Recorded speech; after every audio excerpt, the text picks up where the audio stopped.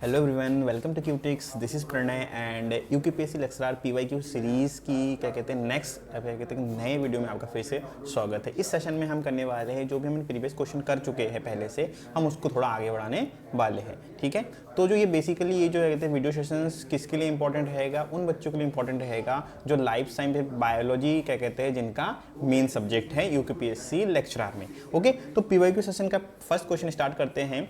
तो क्वेश्चन क्या है हमारा कि which of the following process is splicing converts pre-mRNA to mature mRNA। देखिए pre-mRNA क्या होती है, whenever there is a DNA का क्या होता है हमारा, DNA का होता है ट्रांसक्रिप्शन एंड DNA ट्रांसक्रिप्ट होकर क्या बन जाती है, mRNA बनती है, मैसेंजर RNA बनती है। तो जो मैसेंजर RNA होती है, मैसेंजर RNA कहते हैं जैसे हमारे पास DNA है, सपोजिटली हमारे पास DNA है, ठीक है, ये हमारे पास DNA है। इस DNA की जब क्या कहते हैं कोडिंग होगी तो इस DNA में ना दो टाइप के पार्ट होते हैं, एक होते हैं कोडिंग सीक्वेंसेस, एक होती है नॉन कोडिंग सीक्वेंसेस। ठीक है, तो सपोज करते हैं कि ये वाला हम बात करते हैं कोडिंग सीक्वेंसेस, ये वाला हम बात करते हैं एक कोडिंग सीक्वेंस है, ये नॉन कोडिंग, रेड वाले नॉन कोडिंग हो गए और ब्लू वाले क्या हो गए हमारे, वो हो गए हमारे नॉन कोडिंग सीक्वेंसेस। तो जब डीएनए की कॉपी होती है तो ये डीएनए हमारा डबल स्टैंडर्ड डीएनए है। इस डीएनए का जब ट्रांसक्रिप्शन होगा, ट्रांसक्रिप्शन होगा तो क्या होगा, जब इस डीएनए का ट्रांसक्रिप्शन होगा तो ट्रांसक्रिप्शन होने के बाद क्या हो जाएगा, ये डीएनए किस में कन्वर्ट हो जाएगा हमारा, मैसेंजर आरएनए, मतलब इस डीएनए की एक कॉपी बनेगी। तो इसके अंदर जो भी सीक्वेंस है उसकी कॉपी बन जाएगी। यहाँ पे आपने सिंपल क्या कहते हैं सुना होगा सेंट्रल डोग्मा कैसा होता है, काम करता है। तो सिंगल स्टैंडर्ड बनेगा और इस सिंगल स्टैंडर्ड के ऊपर क्या बन जाएगा हमारा, अब इसमें मैंने रेड से बना दिया जो नॉन कोडिंग वाले हैं। ठीक है, तो ये वाला क्या हो गया हमारा, इसको हमने क्या बोल दिया, ये वाले हो गए हमारे प्री एमआरएनए, मतलब प्रीमेच्योर एमआरएनए। प्रीमेच्योर एमआरएनए मतलब क्या है, they are not directly involve in the protein synthesis. अब क्या होता है, इनका ना पोस्ट ट्रांसक्रिप्शनल मॉडिफिकेशन होता है। Post transcriptional modification by means कि जब क्या कहते हैं प्री एमआरएनए बनता है न्यूक्लियस के अंदर, ये चीज कहां पे होती है, न्यूक्लियस के अंदर। डीएनए होता है न्यूक्लियस के अंदर, तो डीएनए तो बाहर नहीं आता, तो क्या होता है सारे के सारे जो मैकेनिज्म है फॉर ट्रांसक्रिप्शन, जो भी आरएनए है वहां पे क्या कहते हैं पॉलीमरेजेस है, आरएनए पॉलीमरेजेस, वो सारे के सारे जाते हैं वहां पे और क्या करते हैं, अब एमआरएनए वहां पे सिंथेसिस करते हैं और उसके बाद क्या कहते हैं उसका ट्रांसपोर्ट करते हैं राइबोसोम तक या फिर एंडोप्लाज्मिक रेटिकुलम तक। ठीक है, तो जब एंडोप्लाज्मिक रेटिकुलम तक वो आते हैं तो आने के बाद क्या होता है, उनकी कंडीशन क्या होती है, प्रीमेच्योर एमआरएनए या फिर प्री एमआरएनए बोलते हैं। तो इसके अंदर क्या होते हैं हमारे कोडिंग और नॉन कोडिंग सीक्वेंस दोनों होते हैं। मतलब प्रोटीन कोडिंग सीक्वेंस मतलब क्या है कि दो sequences which synthesizes protein, and non coding मतलब क्या है कि sequences which does not synthesize protein. ठीक है, सिंपल टर्म में। तो जब आगे बढ़ते हैं तो इस चीज का क्या होता है, फिर पोस्ट ट्रांसक्रिप्शनल मॉडिफिकेशंस होती है, और वो पोस्ट ट्रांसक्रिप्शनल मॉडिफिकेशन कहां पे होती है, वो होती है हमारी एंडोप्लाज्मिक रेटिकुलम में। वो हमारा कंसर्न है, क्या होता है इस मॉडिफिकेशन में, ये हमारा कंसर्न है। तो क्या होता है जब क्या कहते हैं यहाँ पे प्रीमेच्योर एमआरएनए आती है, तो प्रीमेच्योर एमआरएनए में क्या होती है हमारी सिग्नल होती है। ठीक है, मॉडिफिकेशन हमारा कहां पे होता है, न्यूक्लियस में हो रहा होगा। ठीक है, तो प्रीमेच्योर एमआरएनए में जो हमारे पास कोडिंग और नॉन कोडिंग सीक्वेंस है, क्या होता है कि इसके अंदर इन नॉन कोडिंग सीक्वेंसेस को स्प्लाइसोसियोसोमल कॉम्प्लेक्सेस बनती है। जब हम पढ़ेंगे सेंट्रल डोग्मा, ठीक है, तो तब वहां पे हम देखेंगे, जब मॉलिक्यूलर बायोलॉजी पढ़ेंगे ना सिलेबस का थ्योरी में, तो वहां पे हम देखेंगे। ठीक है, और यहाँ पे तीन पार्ट हमारा हमने क्या कर दिया, यहाँ पे जोड़ दिया। ठीक है, ये तीन हमारे पास कोडिंग सीक्वेंस है। तो ये वाला ऊपर वाला क्या है हमारे पास, ये नॉन कोडिंग पोर्शन है, non coding part of the RNA, और ये वाला क्या है हमारे पास कोडिंग, मतलब जो हमारा प्रोटीन के सिंथेसिस में ले आएगा। तो इसको क्या बोलेंगे हम, इसको बोलते हैं मैच्योर एमआरएनए या फिर डॉर्मल एमआरएनए। ओके, तो ये दो चीजें हमारी बन जाती है। अब ये चीज चली जाती है कहां पे हमारे, ये चीज चली जाती है हमारे ट्रांसक्रिप्शन में, सॉरी ट्रांसलेशन में, और बनती क्या है हमारी प्रोटीन सिंथेसिस में काम आती है, प्रोटीन सिंथेसिस में काम आती है। ठीक है, तो ये कहां पे आती है काम हमारी, प्रोटीन सिंथेसिस में काम आती है। ओके, तो यहाँ पे आपने क्या कहते हैं, यहाँ पे समझ गए आप। अब जब बात करते हैं यहाँ पे क्या कहते हैं, नॉन कोडिंग सीक्वेंसेस को बोलते हैं हम introns, in non coding sequence को बोलते हैं इंट्रॉन्स, और इन कोडिंग सीक्वेंस को बोलते हैं हम एक्सॉन्स। ठीक है, अब यहाँ पे नहीं प्रोसेस जो होती है वो हम बाद में डिस्कस करेंगे। यहाँ पे ये सिंपल चीज में सेंट्रल डोग्मा इस तरीके से काम करता है। अब देखिए क्वेश्चन क्या है कि which of the following processes in splicing, इस कटिंग प्रोसेस को क्या बोलते हैं हम, यहाँ पे कहीं स्प्लाइस हो रहा है, कट हो रहा है, इस कटिंग प्रोसेस को क्या बोलते हैं हम, स्प्लाइसिंग बोलते हैं। Converts pre mRNA to mature mRNA, तो pre mRNA to mature mRNA में कन्वर्ट होने में क्या कहते हैं इनमें से क्या चीज हो रही होती है। तो सबसे पहले क्या कह रहे हैं हम, स्टिचिंग ऑफ इंट्रॉन्स, बिल्कुल सही, इंट्रॉन्स की स्टिचिंग हो रही है यहाँ पे, कट करके स्टिच कर रहे हैं हम, ठीक है, तो ये वाला हो सकता है आंसर, ठीक है। नेक्स्ट क्वेश्चन, नेक्स्ट क्या बोल रहे हैं कि स्टिचिंग ऑफ एक्सॉन्स टुगेदर, ये भी सही है क्योंकि एक्सॉन को भी स्टिच कर रहे हैं हम, ठीक है।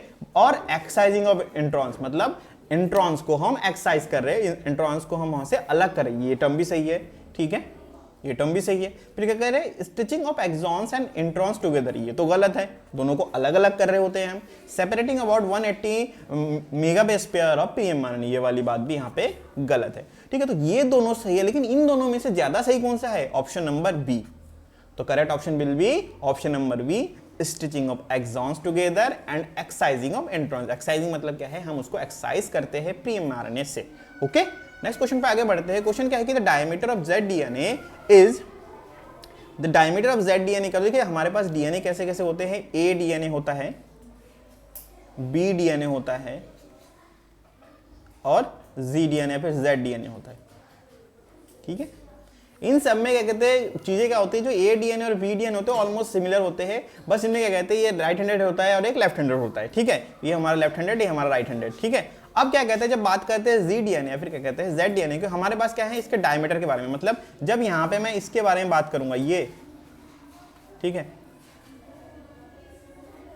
ठीक है, और यहां पे ये कुछ इस तरीके से जिगजैग डीएनए बोलते हैं इसको, ठीक है, जेड डीएनए, ठीक। तो इस वाले डायमीटर मतलब इसका पूरा का पूरा डायमेंशन के बारे में बात कर रहे हैं हम, इसके बारे में बात करें, ठीक है। तो जेड डीएनए का कितना होता है, जेड डीएनए का जनरली हमारा क्या होता है 18 एंगस्ट्रॉम होता है, ओके। वहीं पे ए डीएनए के बारे में बात करते हैं 23, ऑलमोस्ट 23 एंगस्ट्रॉम बात करते हैं, 22 23 एंगस्ट्रॉम, और बी डीएनए का होता है हमारा क्या कहते हैं 20 एंगस्ट्रॉम, ठीक है। तो इस तरीके से क्या कहते हैं अलग अलग डीएनए मॉलिक्यूल का अलग अलग हमारा डायमीटर होता है, ठीक है। नेक्स्ट क्वेश्चन पे आगे बढ़ते हैं। नेक्स्ट क्वेश्चन क्या है हमारा, the entire collection of expressed protein in an organism is known as, देखिए जो entire collection of expressed protein मतलब प्रोटीन जो एक्सप्रेस हो रखी है उसका पूरा का पूरा कलेक्शन क्या बोलते हैं हम उसको, जैसे कि देखिए जो जीन्स का कलेक्शन को क्या बोलते हैं हम, जीनोम बोलते हैं, जीन के कलेक्शन को क्या बोलते हैं हम, जीनोम बोल रहे होते हैं। ट्रांसक्रिप्टोन किसे बोलते हैं, जो ट्रांसक्रिप्ट हो चुकी है, मतलब जितने भी आरएनए का कलेक्शन है उसको क्या बोलेंगे हम, ट्रांसक्रिप्टोम, ठीक है। प्राइमोसोम्स मतलब क्या है, जब प्राइमर के बारे में बात करें। पेलियंड्रोम मतलब क्या है, पेलियंड्रोम होते हैं डीएनए के अंदर रिपीटेटिव सीक्वेंसेस, ठीक है। सपोज करते इस टाइप, तो पेलियंड्रोम में रिपीटेटिव नहीं बोलेंगे हम इसको, इस तरफ से, ठीक है। तो इस टाइप के सीक्वेंसेस को क्या बोलेंगे हम, पेलियंड्रोमिक सीक्वेंसेस, ठीक है। इधर से और इधर से एक जैसे लगते हैं, दोनों तरफ से पढ़ते हैं तो एक ही जैसे लगते हैं, उसको बोलते हैं पेलियंड्रोमिक सीक्वेंसेस, ठीक है। तो बचा क्या हमारे पास, जीनोम बोलते हैं जीन के कलेक्शन को, ट्रांसक्रिप्टोन बोलते हैं आरएनए के कलेक्शन को, और प्रोटियोम बोलते हैं प्रोटीन के कलेक्शन को। तो यही पूछा गया है, तो option number B will be our correct option. Next question पे आगे बढ़ते हैं। देखिए कुछ समझ में नहीं आ रहा है, कुछ क्वेश्चन डाउट है, कमेंट सेक्शन में आपने पूछ देना है, हिचकिचाना नहीं है, और अच्छा लग रहा होगा तो do hit the like button, okay. तो नेक्स्ट क्वेश्चन क्या है हमारा, a biochemist measures the amount of DNA in cells growing in laboratory. तो क्या कर रहे हैं, एक बायोकेमिस्ट डीएनए सेल्स को क्या कर रहे हैं, सेल्स जो लेबोरेटरी में ग्रो कर रहे हैं उनके अंदर क्या कहते हैं वो डीएनए अमाउंट कैलकुलेट करता है।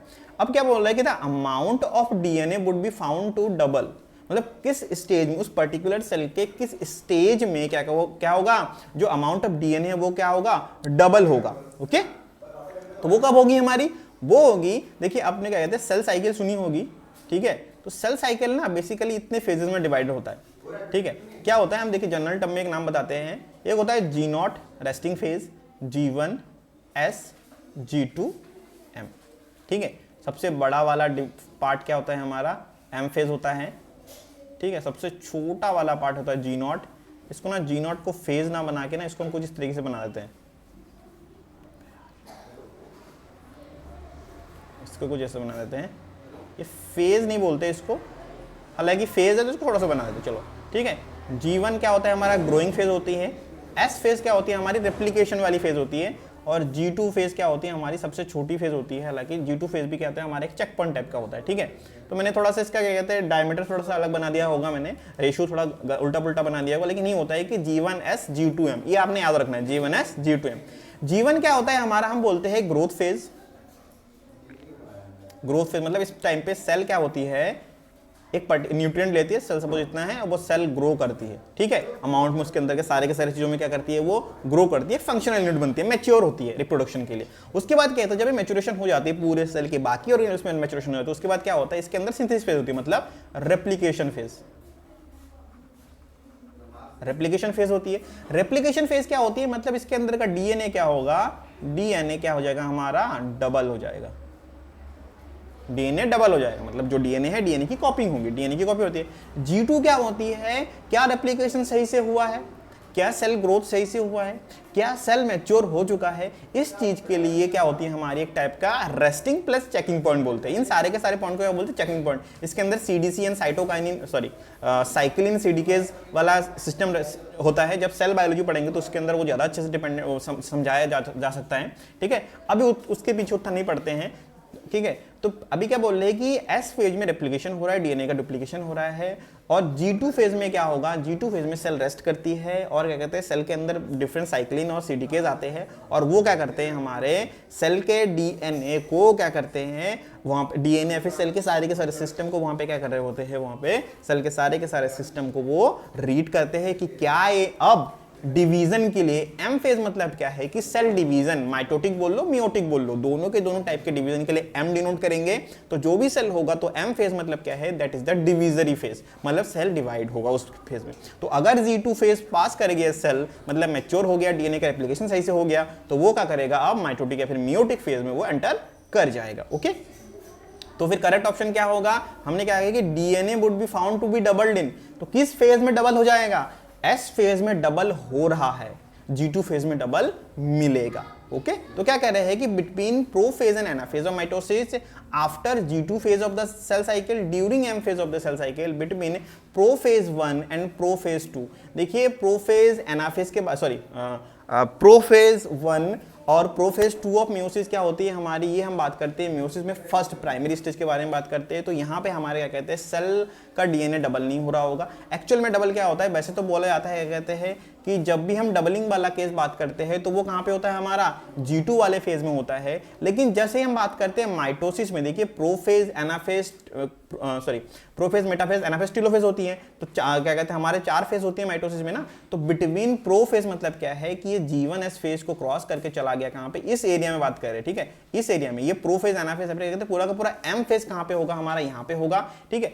तो एम फेज से पहले तो क्या हो गया हमारा, वहां पे वो डीएनए का डबल हो गया, डीएनए तो वहां पे डबल हो गया। जो भी क्या कहते हैं हमारा प्रोफेज हो गया, प्रोफेज 1 हो गया, एनाफेज हो गया, टेलोफेज हो गया, कोई भी फेज है वो आफ्टर डीएनए डुप्लीकेशन वहां पे एंटर करता है। तो कब होगा कि after the G2 phase of the cell cycle. तो जब G2 सेल साइकिल, जब एस फेज कंप्लीट हो जाएगा, G2 चेक पॉइंट क्रॉस कर लेगा, मतलब रेप्लिकेशन कंप्लीट हो गए, तो एट दैट वेरी मोमेंट क्या होगा हमारा, डीएनए विल बी डबल्ड। तो एक्चुअल में कौन सा वाला होगा, after G2 phase of the cell cycle. Okay, during the M phase बोल लेंगे, तो ड्यूरिंग द एम फेज में क्या होता है हमारा, डीएनए डबल तो होता है, बट देखिए क्या कहते हैं फेजेस में ना, क्या कहते हैं क्रोमेटिन जो क्रोमोसोम्स होते हैं, जैसे अभी यहाँ पे हैं, तो क्रोमेटिन क्या होते हैं, कॉन्ट्रैक्ट हो जाते हैं, और कॉन्ट्रैक्ट होकर कुछ इस तरीके से बन जाते हैं, इजीली रीडेबल होते हैं, मतलब वो इजीली रीड कर सकते हैं। इसीलिए हम क्या कहते हैं, आफ्टर G2 फेज को, आफ्टर G2 फेज होगा, आफ्टर G2 फेज होगा ये नॉर्मल कंडीशन। लेकिन एक्चुअल में क्या हो सकता है, वो एक्चुअल में क्या होना चाहिए उसको,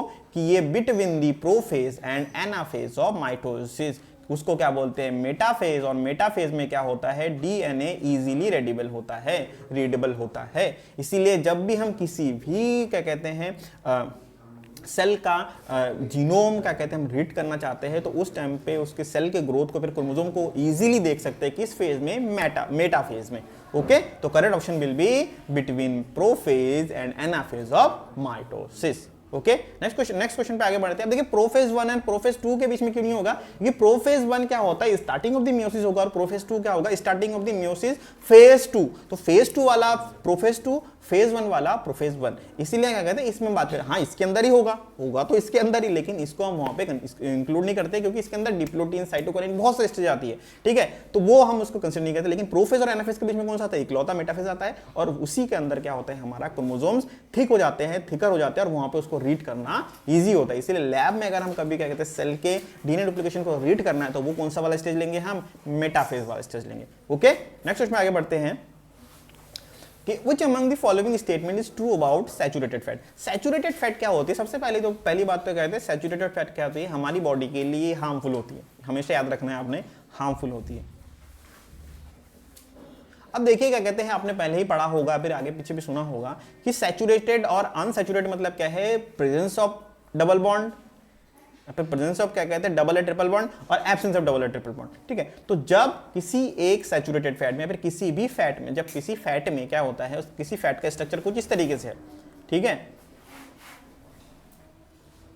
सिंपल ऑर्गेनिक केमिस्ट्री है यहाँ पे, ठीक है, तो अगर कुछ इस तरीके से स्ट्रक्चर, तो वो क्या होगा, हमारा सैचुरेटेड होगा, जिसमें एक भी मतलब नो डबल और ट्रिपल बॉन्ड, नो डबल और ट्रिपल बॉन्ड,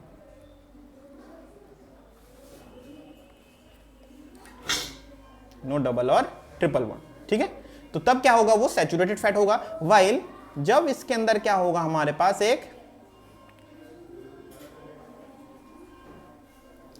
ऐसा एक डबल बॉन्ड आ जाएगा, तो ये वाला क्या बोलेंगे हम, एक मिनिमम एक तो अनसैचुरेटेड फूड हो, एटलीस्ट वन डबल बॉन्ड तो वहां पे होगा ही होगा। ठीक है, तो उसको क्या बोलेंगे हम, अनसैचुरेटेड बॉन्ड, क्या बोलेंगे उसको, द अनसैचुरेटेड वन। ठीक है, यानी कि फैट, तो क्या बोलेंगे, at least one double bond, double bond. ठीक है, बिटवीन कार्बन एंड कार्बन। ये क्या है हमारे पास, ये जो भी कोने बने वो सारे को, ऑर्गेनिक केमिस्ट्री तो आपने पढ़ी होगी, अगर आपने क्या कहते हैं यहाँ तक आप क्या कहते हैं आपने लाइफ साइंस है, यूपीएससी की प्रिपरेशन कर रहे हैं, तो आपने बीएससी में ऑर्गेनिक केमिस्ट्री पढ़ी होगी, और ऑर्गेनिक केमिस्ट्री में सैचुरेशन, अनसैचुरेटेड, सैचुरेटेड, ग्लिसरॉल वगैरह आपने पढ़ा होगा। ठीक है, तो उसके पीछे हम ज्यादा नहीं जाते हैं, यहाँ पे आप समझ आए। ठीक है, तो पहला क्या बोल रहे हैं, ऑप्शन ए क्या है हमारा, मतलब बताना क्या है, ट्रू बताना है, ये चीज देखना है कि ट्रू बताना है, फॉल्स देखना है। क्वेश्चन पढ़ने में गलती नहीं होनी चाहिए कभी भी, कभी कभी हम क्या होता है कि जल्दी जल्दी में अरे कौन सा वाला फॉल्स, कौन सा वाला ट्रू। ठीक है, तो ये चीज इनकरेक्ट करेक्ट पूछा है, ये देखना चाहिए होता है। ठीक है, तो ट्रू बताना है हमने, तो मतलब 3 स्टेटमेंट रॉन्ग होगी, एक स्टेटमेंट करेक्ट होगी, तो खाली करेक्ट वाला ढूंढना है। क्या कह रहे हैं कि सैचुरेटेड फैट कंटेन्स वन और मोर डबल बॉन्ड्स, ये वाला गलत है, क्योंकि सैचुरेटेड फैट में क्या होगा, एक भी डबल बॉन्ड नहीं होगा। अगर वहां पे एक भी डबल बॉन्ड हो गया तो वो क्या हो गया हमारा, वो हो गया हमारा अनसैचुरेटेड फैट। ऑप्शन बी क्या कह रहा है कि saturated fat contain the maximum number of hydrogen along the hydrocarbon tail. अब ये एक चीज है जो क्या कहते हैं हम बात कर सकते हैं। मैक्सिमम नंबर क्या है कि अगर मान लेते हैं यहाँ पे हमारे पास सैचुरेटेड फैट में 14 कार्बन है, बात कर लेते हैं, और अनसैचुरेटेड वाले में भी 14 कार्बन है, कार्बन एटम से, but number of hydrogen atom किस में ज्यादा होगा, इन अनसैचुरेटेड फैट। क्यों, क्योंकि नंबर ऑफ हाइड्रोजन एटम किस में ज्यादा होगा, वो होगा हमारे सैचुरेटेड वाले में। क्यों, क्योंकि अनसैचुरेटेड वाले में एक डबल बॉन्ड हो गया, जिसकी वजह से 2 हाइड्रोजन एटम क्या होंगे हमारे वहां पे, ऑटोमेटिकली वहां पे लॉस हो जाएंगे। तो मतलब number of hydrogen atom compare to unsaturated fat saturated fats में ज्यादा हो सकती है। ठीक है, तो इस वाले को क्या कहते हैं, ऑप्शन को हम हाथ में लेके चलते हैं। ठीक है, saturated fats are found in majority of plant lipids, गलत। प्लांट लिपिड्स में हमेशा क्या मिलते हैं, हमारा अनसैचुरेटेड मिलता है, और सैचुरेटेड फैट्स आर हेल्दी, ये तो बिल्कुल गलत है, मैंने सब स्टार्टिंग ही बोल दिया कि ये हार्मफुल होता है। हम जनरल क्या कहते हैं लाइफ में फॉर्चून का क्या कहते हैं तेल यूज करते हैं, एलडीएल, वीडीएल, ठीक है ना, तो वेरी लो डेंसिटी वीएलडीएल आपने सुना होगा, एचएलडीएल सुना होगा। ठीक है, तो वो चीज क्या कहते हैं हम जनरल लाइफ में इसीलिए यूज करते हैं, हम प्लांट लिपिड्स को इसीलिए कंज्यूम कर रहे होते हैं, जो हम क्या कहते हैं डालडा सुना होगा आप लोगों ने ना, वनस्पति घी आता होगा, तो वो सारी की सारी चीजें अनसैचुरेटेड होती है, इसीलिए हम उसको कंज्यूम करते हैं। सोयाबीन का तेल हो गया, सरसों का तेल हो गया, कोई भी तेल नॉर्मल कोई भी लिपिड, वो सारे के सारे अनसैचुरेटेड प्लांट से आ रहे होते हैं, अनसैचुरेटेड लिपिड होते हैं। क्यों, क्योंकि वो हमारी बॉडी के लिए किसी ना किसी टर्म में हेल्दी होते हैं। कंपेयर टू सैचुरेटेड फैट्स वो क्या होते हैं हमारे अनहेल्दी होते हैं, वो क्या होते हैं हमारे मेजरली एनिमल बेस्ड लिपिड्स होते हैं। ओके, तो ये वाला स्टेटमेंट भी इनकरेक्ट हो गया, तो वही मैंने बताया कि ये वाला ऑप्शन हमारा करेक्ट है, और क्यों करेक्ट है मैंने आपको यहाँ पे एक्सप्लेन कर दिया। फिर भी कुछ समझ में नहीं आया होगा तो कमेंट सेक्शन में आपने पूछ देना है। नेक्स्ट क्वेश्चन में हम चले आते हैं। नेक्स्ट क्वेश्चन में क्या है हमारा कि changing one amino acid with in a protein, changing one amino acid with in a protein would change it's. अगर किसी एक अमाइनो एसिड के प्रोटीन, आपको प्रोटीन का स्ट्रक्चर में थोड़ा सा इस तरह से बना देता हूँ कि सपोज करते हैं कि यहाँ पे हमारे पास प्रोटीन है, ठीक है, ये हमारे पास ट्रिप्टोफैन है, ये हमारे पास टायरोसिन है, ये हमारे पास आर्जिनिन है, ये हमारे पास एस्पराजिन है, ठीक है, सॉरी एस्पाराजीन का ए होता है, ठीक है, ये होता है हमारे पास एस्पाराजीन हो गया, ठीक है, ये हमारे पास क्या कहते हैं आर्जिनिन एस्पाराजीन हो गया, ठीक है, और कोई भी ग्लूटामिक एसिड हो गया, एस्पार्टिक एसिड हो गया, ठीक है, ये सारे के सारे जो मैंने एक बना दी। देखिए ये सारे के सारे टर्म क्या होते हैं, ये ऐसा नहीं कि मैंने मन से बना दिया, ये क्या कहते हैं बायोकेमिस्ट्री में टर्म होते हैं, एंजाइम्स को अलग अलग नाम देते हैं, ठीक है। तो ऑलमोस्ट 20 एंजाइम्स होते हैं, ऑलमोस्ट 20 अमाइनो एसिड्स होते हैं, वो अमाइनो एसिड्स को हम अलग अलग टर्म से नाम देते हैं, ठीक है। तो ट्रिप्टोफैन, टायरोसिन, आर्जिनिन, एस्पाराजीन, क्या कहते हैं, फिर हमारा क्या हो गया, ये एस्पार्टिक एसिड हो गया, ग्लूटामिक एसिड हो गया, ये सारे के सारे हम वहाँ पे नाम देते हैं, ठीक हो गया। तो जैसे ही क्या कहते हैं हमने क्या कहते हैं यहाँ पे नेमिंग कर दी, तो ये एक चेन सपोज करते हैं कि ये एक प्रोटीन का चेन है, ठीक है, इसके आगे भी कुछ है, इसके पीछे भी कुछ है। तो जब किसी एक पॉइंट में, किसी एक पर्टिकुलर प्रोटीन के एक पॉइंट में चेंज करते हैं, सपोजिटली मैंने क्या किया कि ये आर्जिनिन है, फिर एस्पाराजीन, आर्जिनिन में मैंने क्या कर दिया, चेंज कर दिया। तो जब आर्जिनिन में चेंज कर दिया मैंने, तो आर्जिनिन क्या है हमारा एक पॉजिटिव चार्ज वाला है। तो जैसे इसमें क्या कहते हैं पॉजिटिव वाला चार्ज करते हैं, पॉजिटिव वाला ऐड करेंगे, तो शायद इस प्रोटीन के स्ट्रक्चर में या फिर शायद इस प्रोटीन के पूरे फंक्शनैलिटी में उतना चेंज नहीं है। बट अगर ये चेंज एक क्या कहते हैं हमारा न्यूट्रल एजेंट आ गया, लाइक ल्यूसिन, थ्रियोनिन टाइप का कोई आ गया, तो वो उस टाइम पे क्या करेगा, इस पूरे के पूरे चेन को वो खराब कर देगा, फिर इस पूरे के पूरे चेन की फंक्शनैलिटी को वो चेंज कर देगा, ठीक है। तो जब ये पूरे के पूरे चेन की फंक्शनैलिटी को वो चेंज करता है, जब पूरे के पूरे चेन की वो फंक्शनैलिटी को क्या करेगा, चेंज करेगा, तो उस टाइम पे फिर क्या होगा, हम बोल सकते हैं कि ये पहली बात प्राइमरी स्ट्रक्चर। देखिए वुड इफेक्ट, ये नहीं कहा कि करेगा ही करेगा, कर भी सकता है, तो बिल्कुल कर सकता है ना। वुड इफेक्ट मतलब कर सकता है, ऐसा नहीं कि करेगा ही करेगा, बिल भी नहीं बोला है इन्होंने। वुड इफेक्ट मतलब क्या है कि ये चेंज कर सकता है, और ऑब्वियस सी बात है इसका प्राइमरी स्ट्रक्चर चेंज हो सकता है, डिपेंडिंग अपॉन दी जो हमने रिप्लेसमेंट वाला अमीनो एसिड है वो क्या है, ठीक है, उसके ऊपर होगा डिपेंड। क्या कहते हैं तो प्राइमरी स्ट्रक्चर को चेंज कर सकता है। नेक्स्ट क्या बोल रहे हैं कि जो ओवरऑल 3 डायमेंशनल प्रोटीन स्ट्रक्चर है, बिल्कुल इसमें भी चेंज हो सकता है। और change in the function of protein, वही फंक्शनलिटी चेंज होगी। अगर क्या कहते हैं सीक्वेंस चेंज हो गया, प्रॉपर अमीनो एसिड चेंज हो गया, तो अमीनो एसिड की सीक्वेंसिंग से ही तो फंक्शनलिटी होती है। अगर वही चीज चेंज होगी है तो फिर क्या होगा, देखिए क्या कहते हैं प्रोटीन्स बनते हैं, प्रोटीन्स का काम जो भी है वो सारा का सारा बेस किस पे होता है, उसके पेप्टाइड चेन पे होती है। पेप्टाइड्स में कौन से अमीनो एसिड लगे, हर एक प्रोटीन का अपना अपना अमीनो एसिड वाला चेन है, पेप्टाइड चेन है, ठीक है। तो जब भी कोई चेंज हो जाए तो उसकी फंक्शनलिटी पे पूरा का पूरा इफेक्ट हो सकता है, ठीक है। तो change in the function of protein, okay. तो कौन सा वाला ऑप्शन करेक्ट रहेगा हमारा, all of the above, okay. यहां पे आपको मिल गया आंसर। नेक्स्ट क्वेश्चन पे आगे बढ़ते हैं। नेक्स्ट क्वेश्चन क्या है कि which of the following is not directly involve in protein synthesis. देखिए प्रोटीन सिंथेसिस मतलब क्या है, हम ट्रांसलेशन के बारे में बात करते हैं, ट्रांसलेशन के बारे में बात करते हैं। देखिए मैं खाली आंसर बता दूंगा तो सिंपल टर्म में ऐसा ना रहने होता है, ठीक है, इसमें तो कुछ पता नहीं चला, ये तो ना। लेकिन डायरेक्टली इन्वॉल्व मतलब क्या कहते हैं, हम थोड़ा बात करते हैं ना एक्चुअल में चीज क्या है, ठीक है। तो क्या होता है, देखिए एसएन आरएनए क्या होता है, इसमें न्यूक्लियर आरएनए होता है। ये फॉरेन आरएनए पार्टिकल को जब वायरस पैथोजन वगैरह किसी सेल में एंटर कर जाता है तो ऐसा न्यूक्लियर मतलब स्मॉल न्यूक्लियोलर आरएनए क्या करते हैं, हमारे आरएनए इंटरफेरेंस के थ्रू उस फॉरेन पार्टिकल को कहते हैं चॉप डाउन करते हैं। चॉप डाउन करने के बाद कहते हैं जिसमें क्या कहते हैं हमारा ड्रोसा टेक्नोलॉजी आती है, ठीक है। तो मैं उस पर नहीं जाता हूं, अभी आरएनए इंटरफेरेंस नहीं पढ़ते हैं। सिंपल टर्म में एसएन आरएनए का काम क्या होता है, फॉरेन आरएनए को क्या कहते हैं चॉप डाउन करना, और उसको क्या कहते हैं डीमेटेरियलाइज करना, ठीक है।